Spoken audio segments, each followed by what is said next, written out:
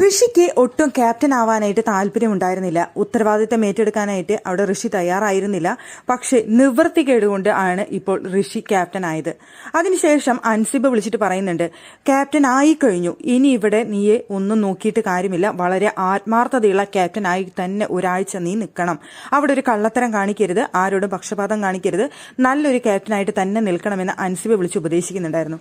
അതിനുശേഷം അവർ ടണൽ റൂമിൽ നിന്ന് ചർച്ച ചെയ്യുന്നുണ്ട്. ആ സമയത്ത് റസ്മിൻ അവിടെയില്ല. റസ്മിൻ അവിടെ ഇല്ലാത്ത സമയത്ത് റസ്മിനെതിരെ സംസാരിക്കുകയാണ് അഭിഷേകും, അതുപോലെ തന്നെ റസ്മിന്റെ ബെസ്റ്റ് ഫ്രണ്ട് എന്ന് സ്വയം പറഞ്ഞുകൊണ്ടിരിക്കുന്ന നോറയും. അവിടെ പറയുന്നത് റസ്മിൻ ഒരെണ്ണം ബോൾഡാക്കിയിരുന്നു, ഒരു വിക്കറ്റ് എടുത്തിരുന്നു. അങ്ങനെ വരുന്ന സമയത്ത് റസ്മിനെ തോൽപ്പിക്കേണ്ടത് നീ ചെയ്യേണ്ടതായിരുന്നു, നീ ചെയ്യേണ്ട കാര്യം തന്നെ ചെയ്തുള്ളൂ എന്ന് അഭിഷേകും നോറയും ഒരേ സ്വരത്തിൽ പറയാണ്. അവിടെ റസ്മിൻ ഒരു വിക്കറ്റ് എടുത്തപ്പോൾ തന്നെ എനിക്ക് ആകവശമായി, ഇനിയിപ്പോൾ നീ ഒന്നിൽ കൂടുതൽ എടുത്തില്ല എന്നുണ്ടെങ്കിൽ റസ്മിൻ ക്യാപ്റ്റൻ ആവുമല്ലോ എന്നുള്ള വിഷമമായി എന്നാണ് നോറ അവിടെ പറയുന്നത്. അപ്പോൾ ഇവർക്ക് ആർക്കും തന്നെ റസ്മിൻ ക്യാപ്റ്റൻ ആകണ്ട എന്നുള്ള ആഗ്രഹമാണ്. എന്തിനേറെ പറയുന്നു, കൂടെ എത്രയും ഫ്രണ്ടായി നിൽക്കുന്ന നോറ പോലും അവിടെ റസ്മിൻ ക്യാപ്റ്റൻ ആവരുത് എന്നാണ് ആഗ്രഹിച്ചത്. അവിടെ അഭിഷേക് പറയുന്നുണ്ട്, അവിടെ റസ്മിൻ ഒരെണ്ണം കൊള്ളിച്ചതിന് ശേഷം നീ അതിൽ കൂടുതൽ കൊള്ളിക്കണമെന്ന് എനിക്ക് നിന്റെ അടുത്ത് പറയണമെന്നുണ്ടായിരുന്നു. പക്ഷെ ആ സിറ്റുവേഷനിൽ പറയാൻ പറ്റാതെ ഞാൻ ആകെ വിഷമിച്ച് നിൽക്കായിരുന്നു.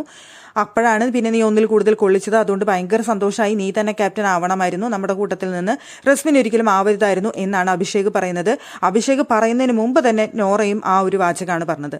അപ്പോൾ എന്തായാലും അവർക്ക് നോറ ക്യാപ്റ്റൻ ആവണമെന്നായിരുന്നു ആഗ്രഹം. നോറയ്ക്ക് പറ്റിയില്ലെങ്കിൽ അവിടെ ക്യാപ്റ്റൻ ആവണമെന്ന് ഋഷീനെ ആക്കണമെന്ന് ആഗ്രഹിച്ചു.